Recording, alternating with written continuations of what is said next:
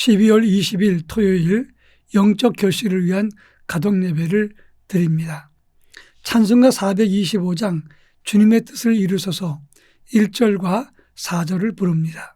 주님의 뜻을 이루소서 고요한 중에 기다리니 지능과 같은 날 빚으소 주님의 영성 만드소서 주님의 뜻을 이루소서 온전히 나를 주장하사 주님과 함께 동행함을 만민이 알게 하옵소서.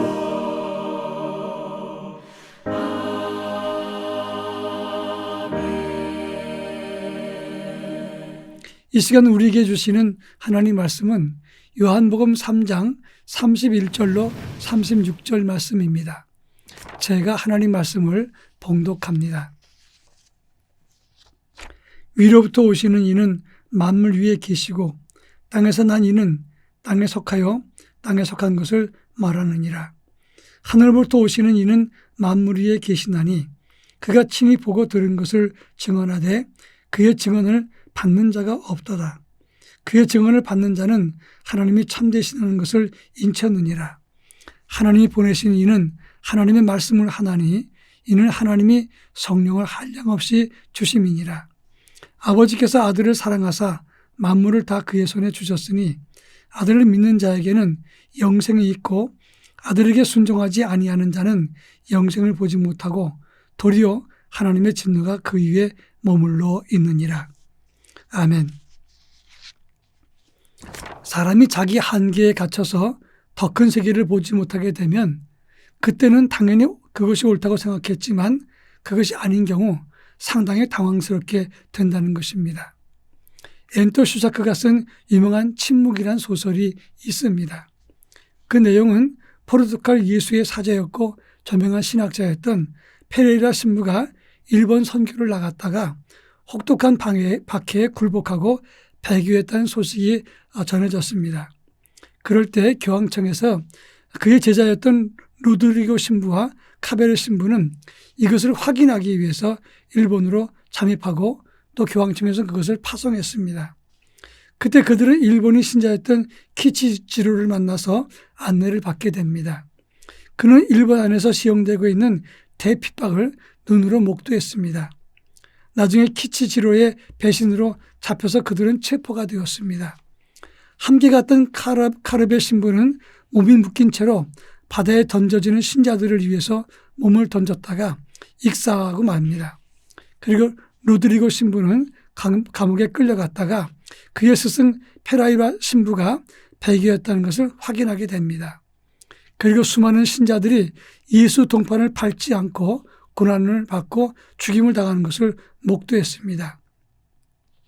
그때 자기도 예수 얼굴 동판을 밟지 않으면 그 수많은 신자들이 풀어줄 수 없게 되는 것을 깨닫고 그는 할 수 없이 신자들을 살리기 위해서 예수 얼굴 동판을 발로 밟게 된다고 하는 것입니다. 바로 그 순간에 하늘의 음성이 들립니다. 밟아라. 나는 아픔을 알기 위해서 십자가를 짊어졌다. 나는 그들의 발의 아픔을 알고 있다. 이렇게 말씀하십니다. 하나님은 침묵하고 계신 것이 아니라 자신들과 함께 계셨던 것을 깨닫고 페라이와 신부가 왜 예수를 배교했던가 그 이유를 알게 됩니다. 그것은 고난받는 성도들을 살리기 위함이었다는 것을 알게 된 것입니다. 처음에는 페라이라 신부를 이해하지 못했을 때 그럴 수 있겠는가 흥분했지만 깊은 체험을 하고 한 다음 이 로드리고 신부도 자기도 똑같은 페라이라 신부가 갔던 길을 걷게 되었다고 하는 것입니다. 그런 차원에서 한 단계 높은 신앙과 믿음을 가지려고 영적인 눈을 떠야 영적 결실도 있게 된다는 사실을 알아야 된다는 것입니다. 오늘 우리가 읽은 본문의 말씀은 세례 요한이 감옥에 있을 때 요한의 제자들이 찾아와서 당신에게 세례를 받았던 예수가 지금 세례를 베풀고 많은 사람이 그에게 가고 있습니다. 이렇게 보고를 했습니다. 그 말을 들었던 세례 요한은 그는 흥하여야 하고 나는 쇠하여야 하리라 이렇게 말씀했습니다. 본문에서 무엇을 말하고 있는가 함께 살펴보겠습니다. 먼저 31절에 보면 위로부터 오신 이는 만물 위에 계시고 땅에서 난 이는 땅에서 간 것을 말한다 이렇게 말했습니다. 이는 요한의 세례와 예수님의 세례가 비교하는 자가 있을 때 예수께서 하신 말씀입니다. 이 말씀은 세례 요한보다 예수님이 더 낫다 그런 의미에서 예수님이 말씀하신 것이 아닙니다. 예수님의 세례와 말씀은 하나님의 아들이 이 땅에 오셔서 하신 말씀이고 세례라고 하는 것입니다.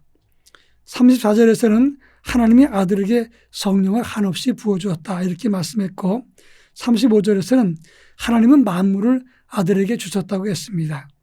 그러니까 아들의 세례와 말씀은 성령께서 한량없이 주신 것으로 그리고 하나님이 만물을 그에게 주셨기 때문에 예수님의 세례와 말씀은 요한의 세례와 말씀과 차이가 있다는 것입니다.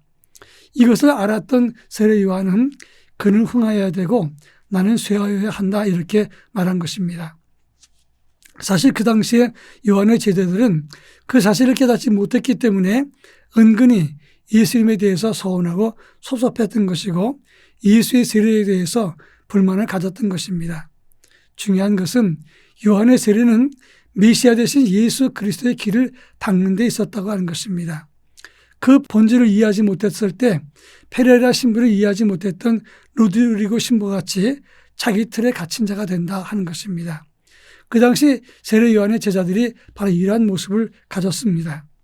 그런가 하면 마지막 36절에서는 아들이 있는 자 영생이 있고 아들에게 순종하지 않는 자 영생을 보지 못하고 도리어 하나님의 진노가 있느니라 이렇게 말했습니다.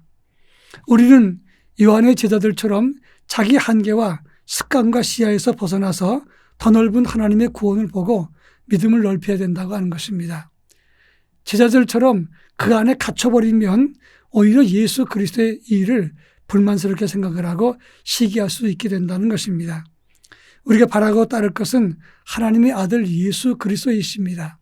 그분의 십자가와 그의 복음과 구원이라고 하는 것입니다. 구원의 본질을 따라서 주의 제자로 살아가는 믿음의 사람으로 살아갈 수 있기를 바랍니다. 땅의 제자가 아니라 하늘 아들 그리고 예수 그리스도의 제자가 되어서 영적 성숙한 열매를 많이 맺는 하나님의 백성이 되기를 바랍니다. 다 같이 기도합니다.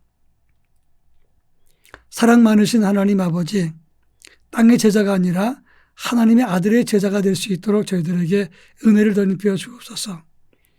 예수 그리스도를 위해서 세례 요한이 첩경을 평탄케 이루하셨던 것을 기억합니다.